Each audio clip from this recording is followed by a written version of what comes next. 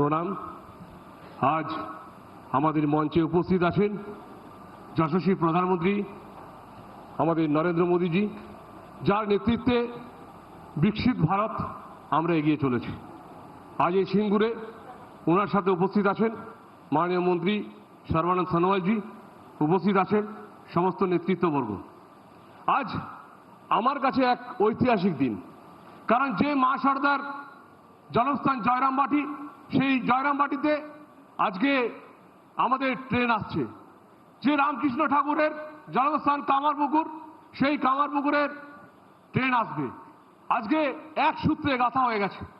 আমরা এক নরেনকে দেখতাম, যে নরেন স্বামীজি নরেন্দ্রনাথ দত্ত, যিনি একদিন মাকে বলেছিলেন যে মা আপনি বিষ্ণুপুরে আসছেন, বিষ্ণুপুর থেকে গরুর গাড়িতে করে উনি জয়রামবাটি যেতেন, কিন্তু সেই সময় সেই ট্রেন যাত্রা ছিল না। কিন্তু স্বামীজি একদিন বলেছিলেন যে একদিন নিশ্চিতভাবে একদিন ট্রেন চলবে। আজকে সে ঐতিহাসিক দিন যে জয়রামবাটিতে আইসাই নরেন্দ্র মোদীজির হাত ধরে আমাদের জয়রামবাটিতে ট্রেন আসছে। আজকে আমাদের বেলুড় মঠ, দক্ষিণেশ্বর, শ্রীরামপুর, দক্ষিণেশ্বর, কামারপুকুর, জয়রামবাটি এক করে দিয়েছেন। তাই আমি রেলওয়ে প্রধানমন্ত্রীজিকে ধন্যবাদ জানাবো, রেলওয়ে মন্ত্রীজিকে ধন্যবাদ জানাবো। আবার বলি স্যার, আপনাকে শতকোটি প্রণাম।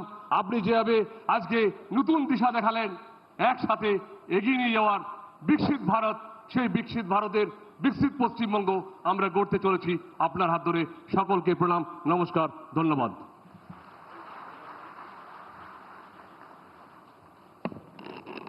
धन्यवाद জানাই माननीय सांसद के। मैं अब केंद्रीय मंत्री पत्तन पथ परिवहन और जलमार्ग मंत्रालय श्री सर्बानंद सोनोवाल जी से उनके भाषण के लिए अनुरोध करती हूँ।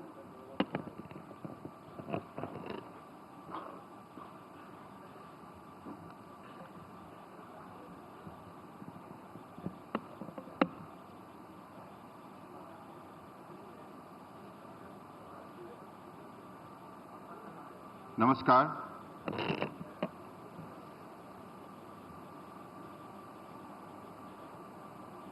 हमारे बीच उपस्थित देश के आदर्शवादी नेता, विश्व के सबसे लोकप्रिय नेता प्रधानमंत्री नरेंद्र मोदी जी, माननीय राज्यपाल डॉक्टर सीबी आनंद बोस जी, माननीय केंद्रीय मंत्रिमंडल में मेरी साथी माननीय मंत्री शांतनु ठाकुर जी, सुकांत मजुमदार जी, नेता प्रतिपक्ष पश्चिम बंगाल विधानसभा माननीय श्री शुभेंदु अधिकारी जी, पश्चिम बंगाल के सांसदगण माननीय श्री श्रमिक भट्टाचार्य जी, श्रीमती रचना बनर्जी जी और श्री सौमित्र खां जी,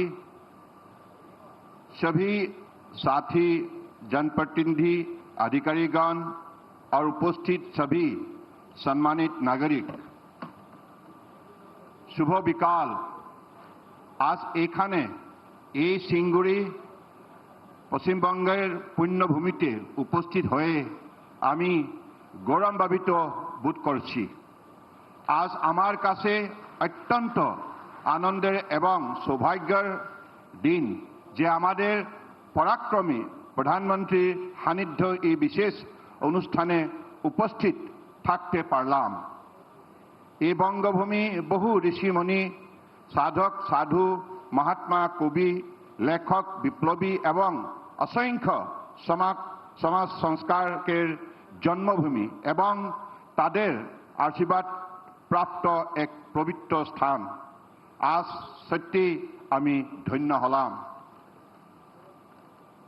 पश्चिम बंगाल लंबे समय से भारत के समुद्री व्यापार और सांस्कृतिक पहचान का महत्वपूर्ण प्रवेश द्वार रहा है। माननीय प्रधानमंत्री श्री नरेंद्र मोदी जी ने उनके नेतृत्व में इस विरासत को न केवल सुरक्षित रखा गया है, बल्कि इसी अमृत काल और विकसित भारत 2047 के लक्ष्य के अनुरूप नई अवसरों और विकास की दिशा में आगे बढ़ाया गया है।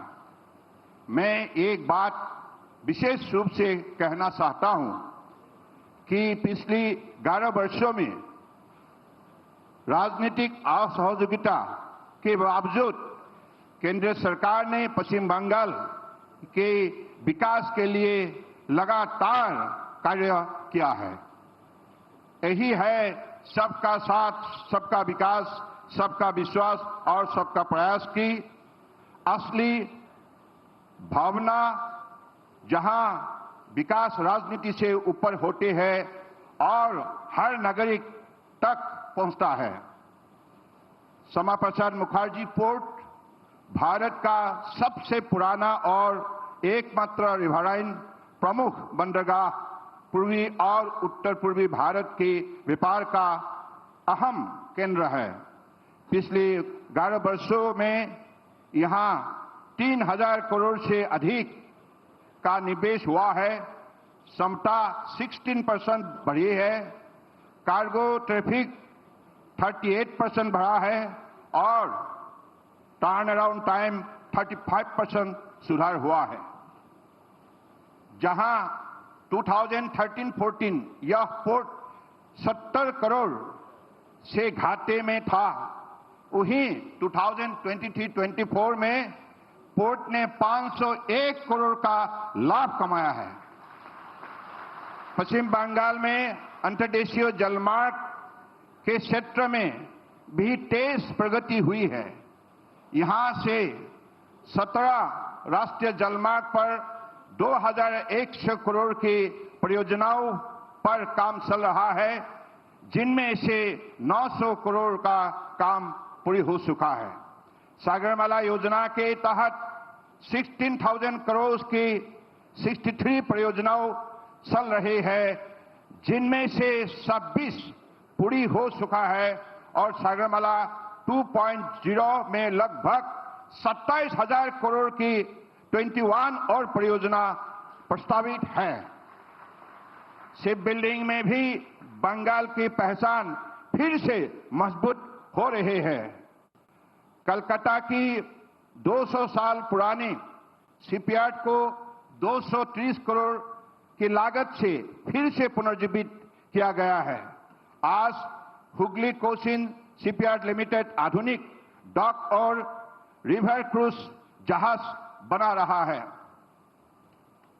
राष्ट्रीय स्तर पर प्रधानमंत्री जी की नेतृत्व में पिछली 11 वर्षों में बंदरगाह क्षमता और कोस्टल कार्गो दोगुना हुआ, भारतीय नाविकों की संख्या 3 गुना हुआ, समुद्री क्रूज यात्रियों की संख्या 4 गुना हुआ, क्रूज सेक्टर 5 गुना बढ़ा, जलमार्ग पर माल ढुलाई 8 गुना बढ़े, सालों राष्ट्रीय जलमार्ग की संख्या 10 गुना बढ़ी।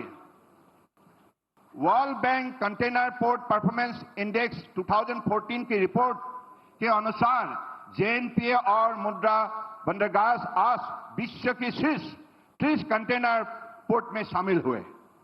70,000 करोड़ का शिप बिल्डिंग पैकेज भारतीय नौवहन निगम का क्षमता विकास, भारत कंटेनर शिपिंग लाइन और NW1 पर भारत का पहला हाइड्रोजन फ्यूल सेल जहाज, ये सब दिखाता है कि भारत तेजी से समुद्री महाशक्ति बनने की ओर बढ़ रहा है।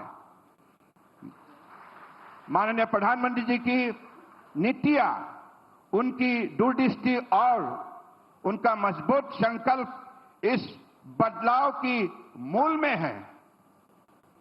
पूर्वी भारत की अगली विकास यात्रा का केंद्र बनाने का उनका विश्वास आज साफ दिखाई देता है। आज सिंगूर में Balagarh extended port gate system, electronic catamaran at Calcutta, new railway line और 4 न्यू ट्रेन्स, इनके परियोजनाओं और शुरुआत की उद्घाटन हो रहा है। ये सब पश्चिम बंगाल की विकास के लिए केंद्र सरकार की संकल्प का प्रमाण है। मैं यहां एक उल्लेख करना चाहता हूं कि प्रधानमंत्री माननीय श्री नरेंद्र मोदी जी की दूरदृष्टि सोच के कारण ही आज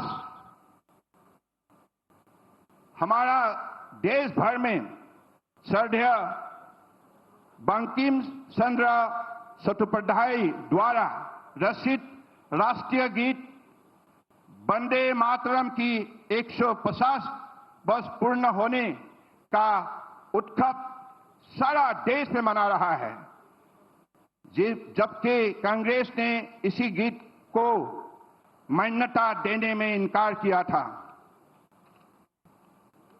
मित्रों, सोचिए, अगर यहां डबल इंजन की सरकार हो, जहां राज्य और केंद्र एक साथ काम करे, तो विकास की रफ्तार कितनी तेज हो सकती है, वो दिन दूर नहीं है।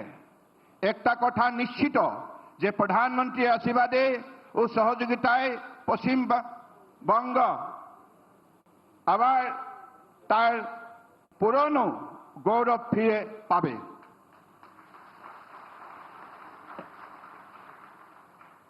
आप सभी का बहुत बहुत धन्यवाद। वंदे मातरम, जय हिंद।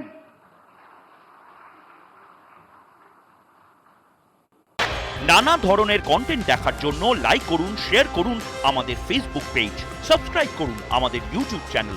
পাশাপাশি অন্যান্য ব্রেকিং নিউজের জন্য অবশ্যই চোখ রাখুন রিপাবলিক বাংলায়।